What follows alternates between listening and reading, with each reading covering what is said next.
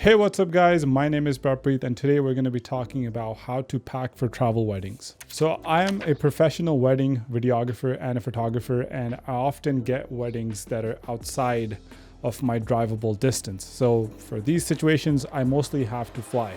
And one thing that always sucks about flying to a new location is just packing up all your gear into somewhere clean and safe and making sure that you're not missing anything while you're on a trip. So last year I did a whole bunch of trips on my own where I was traveling with my whole team, and I basically needed to have a way where I could pack up all my gear and take it with me. A lot of people out there either just do photos or they'll just do videos. So that makes things a lot easier. And obviously you can take these tips, insert them into just photo or just video.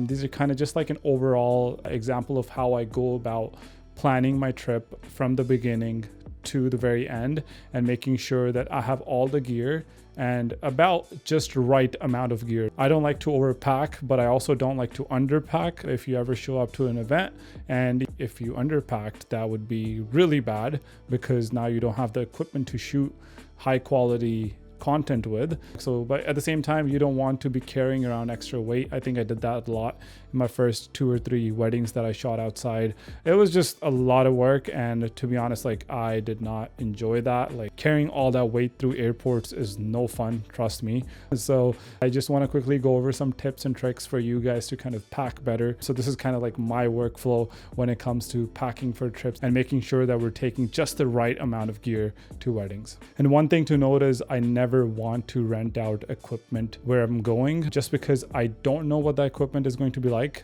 2, it's going to be expensive, and 3, I don't know exactly like if I'll be able to get it or not. I know I can hold reservations, but it's just much safer for me to take my own gear to these shoots. But for example, sometimes I would be flying right after the reception. So the reception ends, let's say at 11 p.m.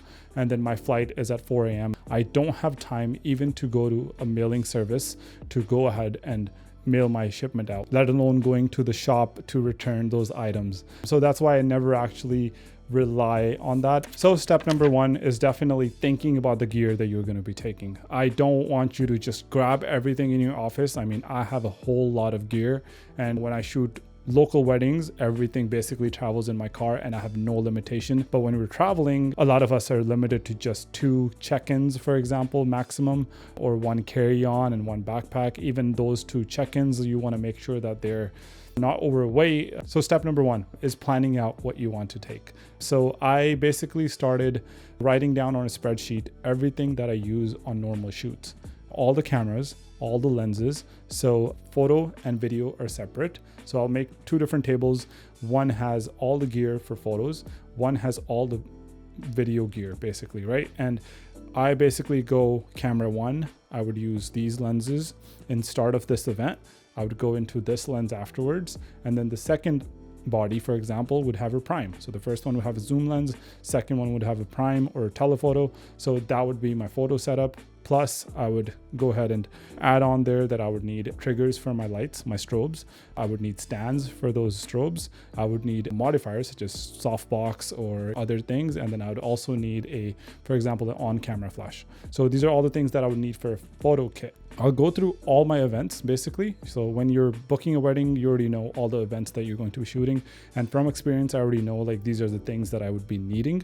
So for somebody who hasn't shot enough weddings and you don't know which equipment you need, I would say first pick up something local. If not, then just take some zoom lenses or take your best equipment out there. You're just gonna have to learn the hard way which equipment you end up using. Everybody's style is different, so I can't tell you which lenses or which cameras are the best for you.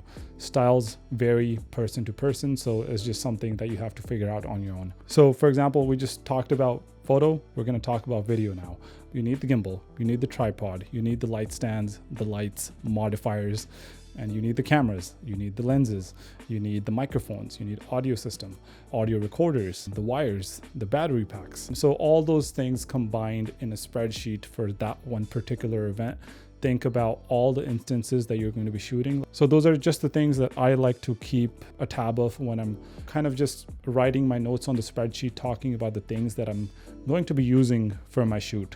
So once I have a complete spreadsheet of all the events and all the equipment, I basically tally them in another table on the same sheet. I basically copy and paste those cells so that I can basically have an overview of all the gear that I need instead of seeing the same gear in different tables. Once I have that spreadsheet ready, I now have a full on table. For photo, I need these things. For video, I need these things. Figuring it out all together in one table that this is all of the equipment that I'll be needing. And then once I actually have all of that gathered around, for example, on a floor or on a table, now I'll be like, hey, okay, so this equipment will actually need to go here or here. So the two bags I feel like that have helped me a lot in packing a lot of my gear. One of them is a long bag that basically takes all my light stands, my tripods, and it'll basically take like any of my like other accessories. There is a maximum size of 50 pounds. So you just want to make sure that you're not going too much overweight. Otherwise you may just need two bags to check in your light stands and your tripods. I would even suggest like removing the heads off your tripods, putting them in a separate bag, taking just as much apart as possible, placing them in different bags and different positions just to make sure that your weight limit is still under 50 pounds so you don't have to pay extra for those. And the second bag I really love is this Pelican bag. It's not the average like carry-on bag. It is a much bigger size bag. You do need to check it in. Pelican bags are already like super hard shell. They're crazy good for the safety and the like just making sure your equipment is safe.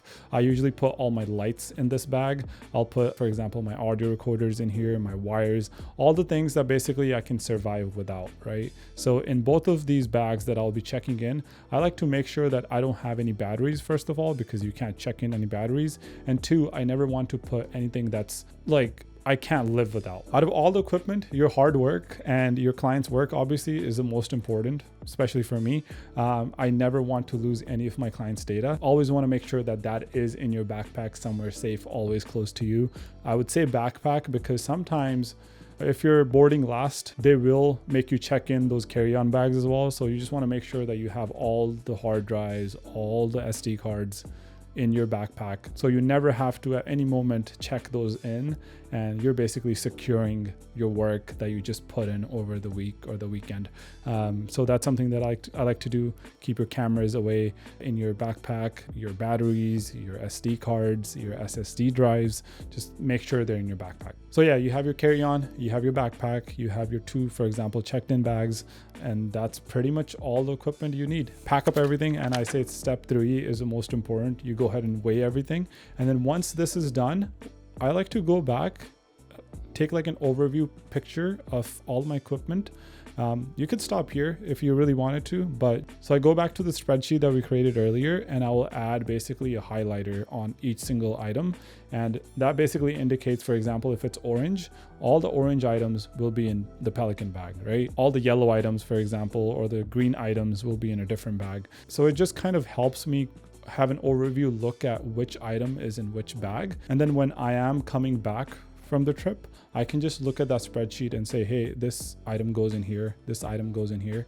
It just helps me pack a lot easier. I mean, it's way easier to pack up on your way back to home because you only have a limited amount of gear. The hardest part is actually like deciding which gear you need to take to the trip with you. Hence the reason why I wanted to make this video, because I have always struggled how to pack for weddings, how to shoot photo and video. So it goes down to the details. These are just the things that I like to do beforehand to plan out my weddings.